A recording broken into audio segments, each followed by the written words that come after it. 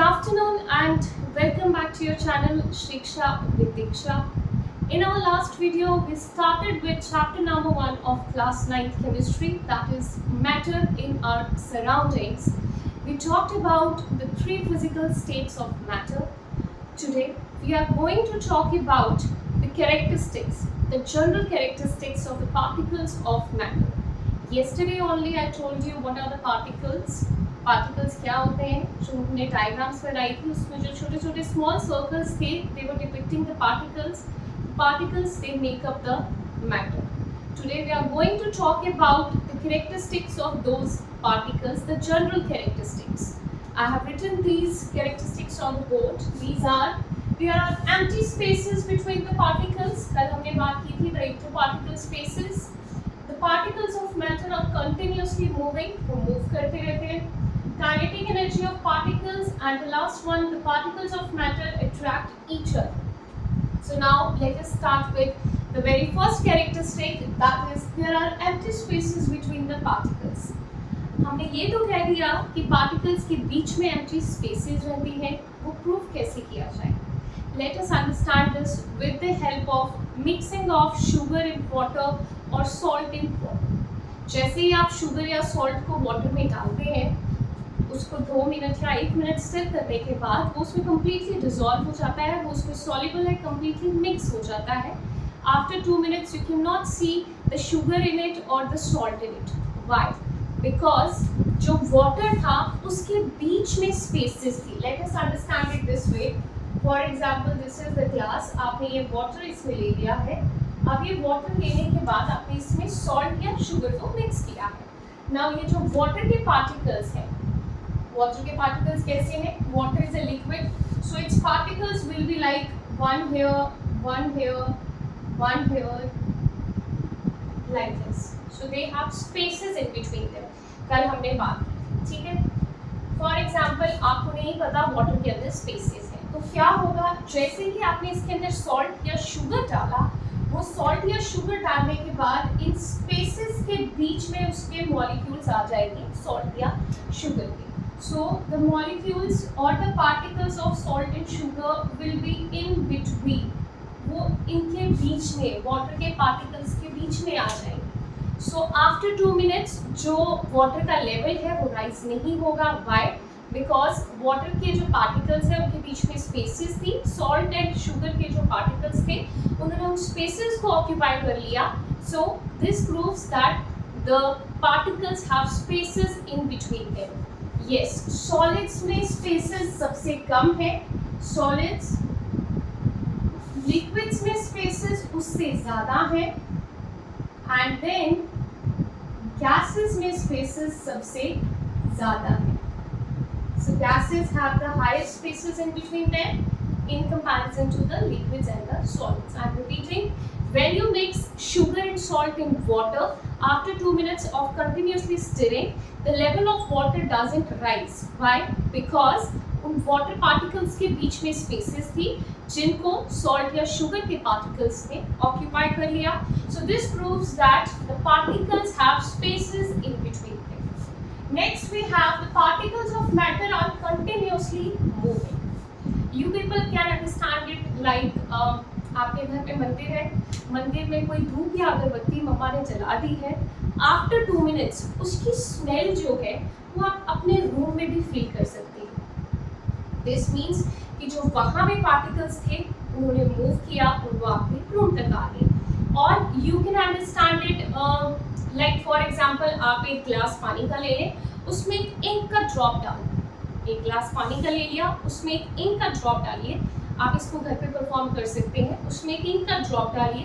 Ink का drop जो है फर्स्ट पहले लेवल पे आएगा, सरफेस लेवल पे, फिर वो धीरे धीरे धीरे नीचे आता जाएगा. क्यों आ रहा है? बिकॉज जो पार्टिकल्स हैं वो मूव करते जा रहे हैं, वो एक जगह पे नहीं रुक रहे. So this proves that the particles of matter are continuously moving. Next we have kinetic energy of the particles. We have one compound naming copper sulfate. Copper sulfate is CuSO4.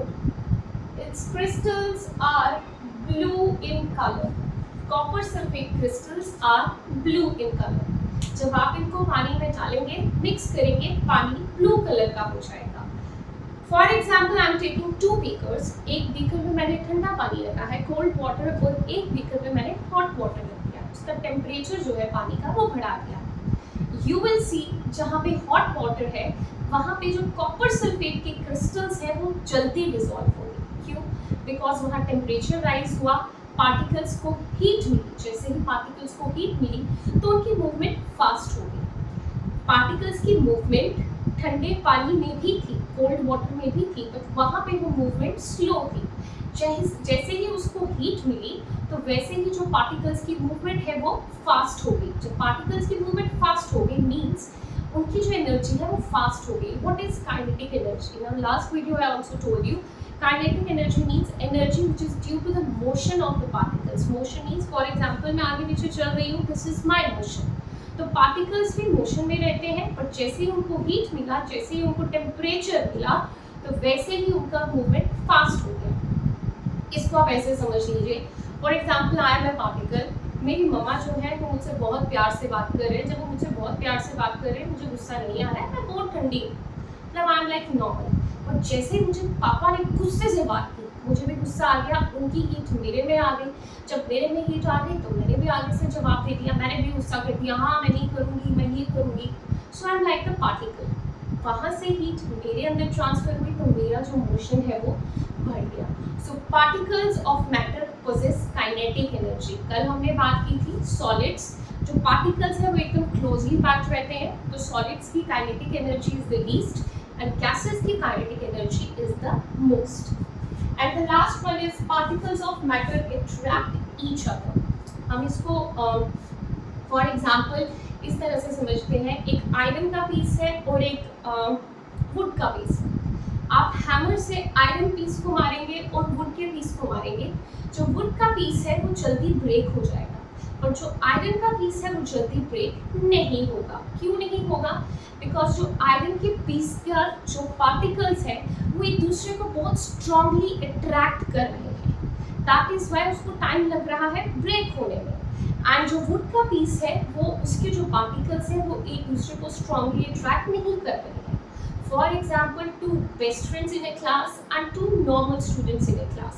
2 best friends, उनका bond बहुत strong है, आप जो मर्जी कर लो उनका bond जल्दी break नहीं होगा. उनकी जो फोर्स है एक दूसरे के बीच में, अट्रैक्टिव फोर्स है, फोर्स ऑफ अट्रैक्शन है, वो बहुत स्ट्रांग है. So they attract each other with the help of force of attraction. Force of attraction. So force of attraction between 2 best friends is the strongest, and force of attraction between 2 normal students is like normal. So जो 2 best friends हैं iron piece की तरह है, उनके अंदर जो force of attraction है बहुत ज़्यादा स्ट्रॉन्ग है. उनको ब्रेक करना is difficult in comparison to those 2 normal students in the class जिनमें फोर्स ऑफ अट्रैक्शन बिल्कुल नॉर्मल है. So this was about the general characteristics of the particles of matter. First one, they have empty spaces between the particles which are known as interparticle spaces. Interparticle spaces. Then we have the particles of matter are continuously moving. Like I told you, मंदिर से जो उस अगरबत्ती की खुशबू है, smell है, आपके room तक आ जाएगी. और जो हमने इंक का ड्रॉप ग्लास में डाला, वो इंक का ड्रॉप सरफेस पे नहीं रहेगा. After minutes, after like 1 minute, 2 minutes, it will start moving down. And then we have kinetic energy of particles. Particles जो है random motion में रहते हैं. With the increase in temperature, उनका motion ज़्यादा तेज हो जाएगा. And at the end, we have particles of matter attract each other with the help of forces of attraction, like 2 best friends in a class. So this was about the general characteristics of particles of matter. We'll continue with the next topic in our next video. Till then, bye bye, take care.